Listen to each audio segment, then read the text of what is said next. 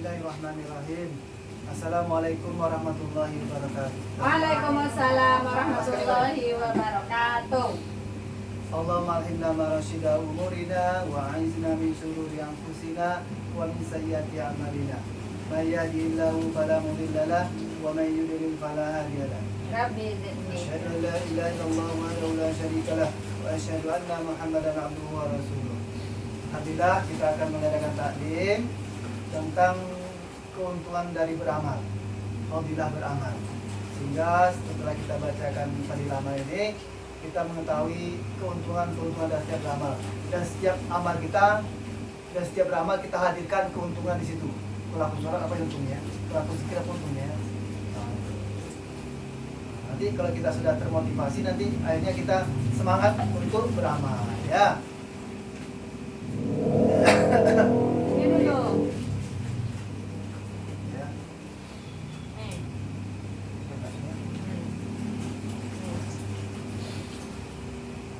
Kitab Fadilah Quran, 40 hadis tentang keutamaan Al-Quran. Dari Utsman bin Abdullah bin Aus Ats-Tsaqafi, dari kakeknya radhiyallahu an, Rasulullah sallallahu alaihi wasallam bersabda, bacalah Al-Quran, bacaan Al-Quran seseorang tanpa melihat mushaf adalah 1000 derajat, dan bacaannya dengan melihat mushaf akan dilipatkan sampai 2000 derajat. Ulangi. Dari Utsman bin Abdullah bin Aus Ats-Tsaqafi, dari kakeknya radhiyallahu an, Rasulullah sallallahu alaihi wasallam bersabda, bacaan Al-Quran seseorang tanpa melihat mushaf adalah 1000 derajat, dan bacaannya dengan melihat mushaf akan dilipatkan sampai 2000 derajat. Diulangi. Dari Utsman bin Abdullah bin Aus Ats-Tsaqafi, dari kakeknya radhiyallahu an, Rasulullah sallallahu alaihi wasallam bersabda, bacaan Al-Quran seseorang tanpa melihat mushaf adalah 1000 derajat, dan bacaannya dengan melihat mushaf akan dilipatkan sampai 2000 derajat. Hadis riwayat Baihaqi. Faedah. Berbagai fadilah menghafal Al-Quran telah dijelaskan sebelumnya. Berbagai keuntungan menghafal Al-Quran telah dijelaskan sebelumnya. Dan hadis di atas adalah mengenai keutamaan membaca Al-Quran dengan melihat. Dengan melihat Al-Quran, selain menambah konsentrasi dan pemikiran, masih banyak lagi keutamaannya dari segi ibadah, seperti melihat dan memegang Al-Quran dan sebagainya. Oleh sebab itu dikatakan bahwa membaca Al-Quran dengan melihat adalah lebih utama. Adanya perbedaan maksud dari hadis di atas menimbulkan perbedaan pendapat di kalangan alim ulama. Manakah yang lebih utama? Orang yang membaca Al-Quran dengan hafalan atau yang membacanya dengan melihat mushaf? Berdasarkan hadis di atas, sebagian ulama berpendapat bahwa membaca Al-Quran dengan melihat mushaf adalah lebih utama, karena mata akan selalu melihat Al-Quran, sehingga terhindar dari kesalahan membaca. Dan alim ulama yang lain berpendapat bahwa membaca Al-Quran melalui hafalan itu lebih utama, karena akan lebih khusyuk dan dapat terhindar dari sifat riya. Dan itulah kebiasaan Rasulullah SAW. Imam Nawawi rahmatullahi menyatakan bahwa keduanya baik dan utama, bergantung pada keadaan pembacanya. Sebagian orang ada yang lebih konsentrasi membaca Al-Quran dengan melihat mushaf, dan ada sebagian yang lain yang lebih konsentrasi membaca dengan hafalan. Dan Hafiz Ibnu Hajar rahmatullahi menulis di dalam kitabnya Fathul Bari bahwa penjelasan itulah yang disetujuinya. Diceritakan bahwa karena begitu seringnya Utsman radhiyallahu an membaca Al-Quran, maka 2 mushaf Al-Quran telah sobek.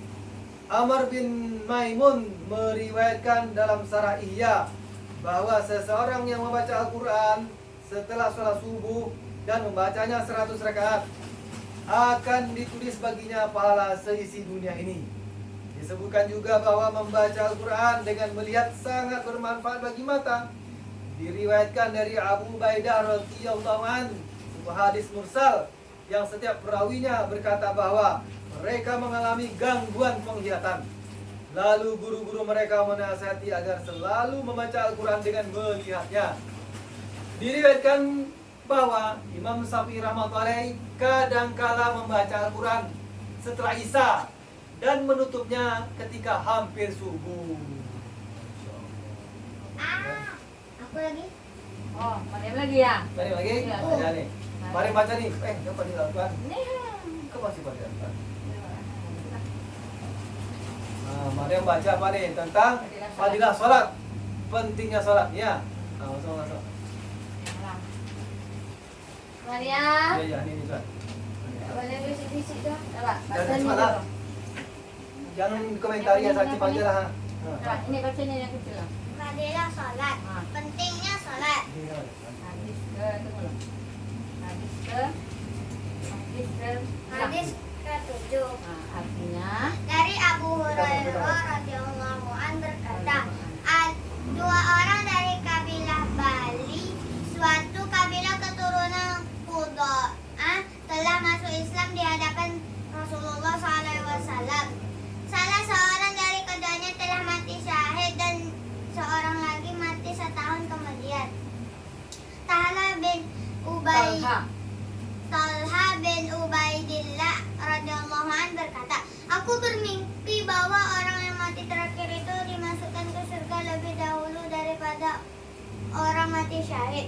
Aku merasa heran terhadap kejadian tersebut. Esok paginya aku sampaikan mimpi itu kepada Nabi Muhammad SAW. Maksud atau mimpi itu diceritakan oleh seseorang kepada Nabi Muhammad SAW. Maka beliau bersabda, bukankah orang yang mati terakhir itu berpuasa pada bulan Ramadan dan sholat sebanyak 6.000 rakaat dan sekian rakaat sholat selama setahun? Dari Ahmad, Ibnu Majah, Ibnu Hibban, At-Tirmidzi. Dari Abu Hurairah radhiyallahu an berkata, dua orang dari kabilah Bali, suatu kabilah keturunan Qudha'ah telah masuk Islam di hadapan Rasulullah SAW. Salah seorang dari keduanya telah mati syahid dan seorang lagi mati setahun kemudian. Talha bin Ubaidillah radhiyallahu an berkata, aku bermimpi bahwa orang yang mati terakhir itu dimasukkan ke surga lebih dahulu daripada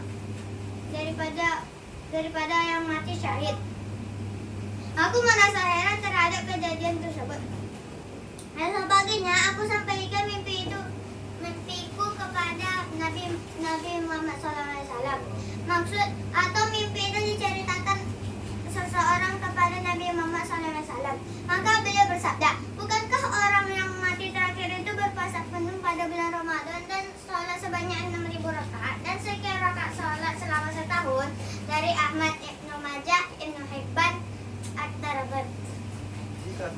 Jika setiap bulan setahun berjumlah 29 hari, lalu dikalikan dengan sholat fardu 5 kali sehari, ditambah witir, maka sudah berjumlah 6.960 rakaat. Dan seandainya setiap bulannya dihitung 30 hari, lalu dikalikan dengan sholat fardu 5 kali, maka bertambah 20 ditambah sholat rawatib, ditambah sholat nawafil, maka tidak dapat kita bayangkan betapa banyak rakaatnya. Ibnu Majah radhiyallahu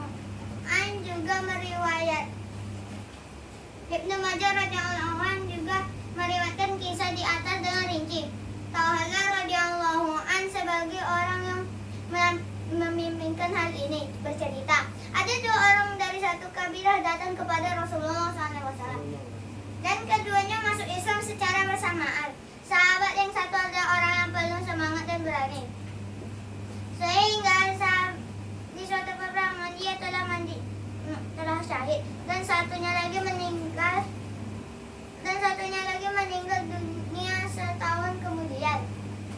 Dalam mimpi itu, aku berdiri di depan pintu orang itu ada di sana. Seseorang datang dari surga untuk mengizinkan sahabat yang meninggal setahun kemudian untuk masuk surga. Sedangkan sahabat yang mati syahid tetap di tempatnya. Tak lama kemudian, dari dalam surga datang seseorang yang mengizinkan sahabat yang syahid untuk masuk surga. Ia berkata kepadaku, engkau belum saatnya masuk surga. Pulanglah. Ketika bangun pada pagi harinya, kuceritakan mimpi itu kepada orang-orang. Semuanya sangat heran mengapa si syahid baru diizinkan masuk surga setelah orang yang meninggal dunia itu setahun kemudian. Seharusnya yang mati syahid lebih dulu masuk surga. Akhirnya mereka menemui Nabi Muhammad SAW yang menceritakan peristiwa ini. Beliau bersabda, "Mengapa kalian heran?" Jawab kami, "Ya Rasulullah, kami heran kenapa syahid yang bersemangat tinggi dalam perjuangan agama lebih akhir masuk surga daripada yang meninggal dunia setahun kemudian." Jawab Rasulullah SAW, "Bukankah ia memiliki kelebihan setahun beribadah daripada si syahid?" Jawab kami, "Benar." Tanya beliau, "Bukankah ia memiliki kelebihan 1 bulan syaum Ramadan daripada si syahid?" Jawab kami, "Benar." Tanya Nabi Muhammad SAW, "Bukankah ia memiliki kelebihan sujud dalam sholat daripada si syahid?" Jawab kami, "Benar." Riwayat lainnya sebagaimana riwayat sabda beliau, "Perbedaan kedua orang itu ibarat langit dan bumi." Riwayat lainnya sebagaimana riwayat di atas masih banyak dalam kitab hadis seperti tertulis dalam Sunan Abu Daud bahwa perbedaan antara keduanya ketika masuk surga itu 8 hari. Ketika orang yang terakhir mati masuk surga, 8 hari kemudian baru si syahid yang masuk surga. Sesungguhnya kita tidak dapat memahami betapa besar nilai sholat itu. Kita mengetahui bahwa Rasulullah SAW bersabda, "Salat adalah penyejuk mataku." Sabda Rasulullah SAW tersebut menunjukkan bahwa beliau sangat mencintai sholat. Berarti sholat bukanlah hal yang biasa. Dalam hadis lain diceritakan bahwa ada 2 orang bersaudara. Kakaknya telah meninggal dunia lebih dulu. 40 hari kemudian, barulah adiknya pun memuji-muji kakaknya. Ketika Nabi Muhammad SAW mendengar itu, beliau bersabda, "Apakah adiknya bukan seorang muslim?" Jawab orang-orang, "Dia seorang muslim, tetapi derajat lebih rendah daripada kakaknya."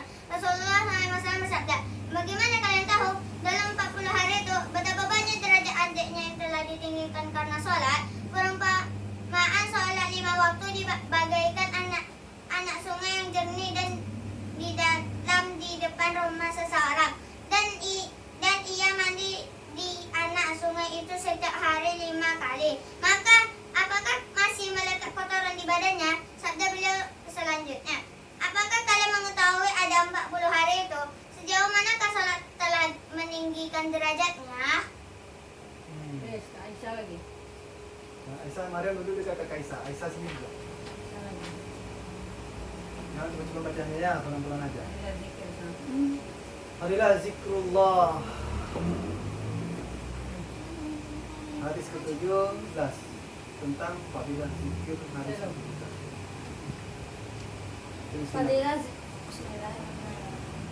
Fadilah zikir. Hadis-hadis tentang zikir. Dari Abu Hurairah radhiyallahu an, Rasulullah sallallahu alaihi wasallam bersabda, "Pada hari kiamat akan ada penyeru yang berseru, 'Di manakah orang-orang yang berakal?' Lalu akan ditanya, 'Orang-orang yang berakal manakah yang engkau kehendaki?' Ia berkata, 'Yaitu orang-orang yang selalu berzikir kepada Allah dalam keadaan berdiri, duduk, berbaring, dan memikirkan kejadian langit dan bumi.' Dan berkata, 'Wahai Rabb kami, Engkau tidak menciptakan semua ini dengan sia-sia, Maha suci Engkau, maka lindungilah kami dari azab api neraka.'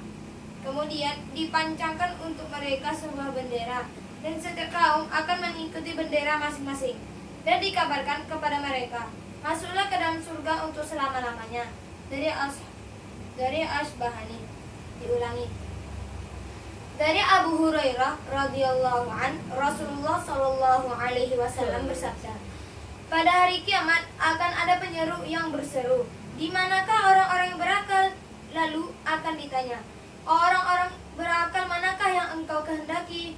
Ia berkata, yaitu orang-orang yang selalu berzikir kepada Allah dalam keadaan berdiri, duduk, berbaring, dan memikirkan kejadian langit dan bumi.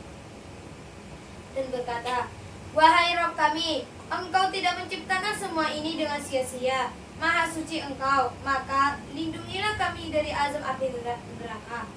Kemudian dipancarkan untuk mereka sebuah bendera, dan setiap kaum akan mengikuti bendera masing-masing, dan dikabarkan kepada mereka, masuklah ke dalam surga untuk selama-lamanya. Dari Asbahani.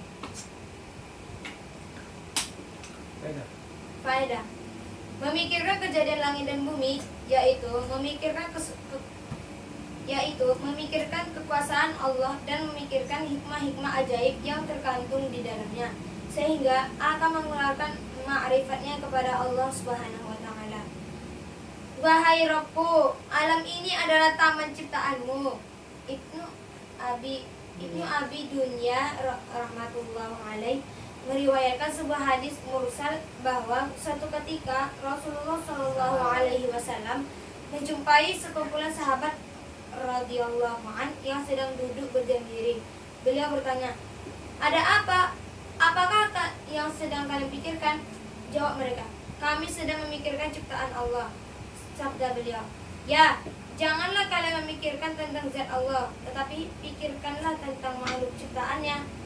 Seorang bertanya kepada Aisyah radhiyallahu anha, "Ceritakanlah kepada kami amal Rasulullah Shallallahu alaihi wasallam yang menakjubkan." Jawab Aisyah radhiyallahu anha, "Semua amal Rasulullah Shallallahu alaihi wasallam tidak ada yang tidak menakjubkan.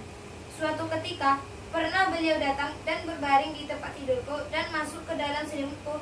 Lalu tiba-tiba beliau bangkit dan bersabda, 'Biarkan aku beribadah di hadapan Rabbku.' Kemudian beliau berwudu dan sholat sambil menangis sehingga air matanya mengalir membasahi dadanya yang mulia.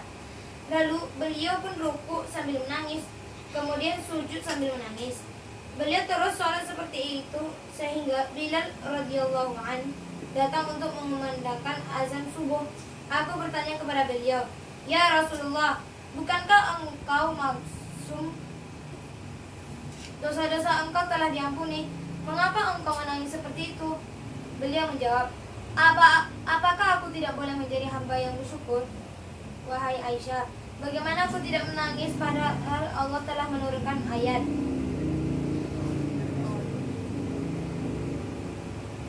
Alladzina yadhkuruna Allah qiyaman wa qu'udan wa 'ala junubihim wa yatafakkaruna fi khalqis samawati wal ardh. Rabbana ma khalaqta hadza batila subhanaka faqina 'adzaban nar." Sabda beliau selanjutnya, "Sungguh celaka orang-orang yang membaca ayat ini lalu tidak memikirkan dan merenungkan kebesaran Allah." Amir bin Abdul Qais rahmatullah alaih berkata, "Aku mendengar bukan hanya dari seorang, dua orang, atau tiga orang sahabat, namun aku mendengar dari banyak sahabat bahwa nur keimanan adalah kerisauan dan pikir.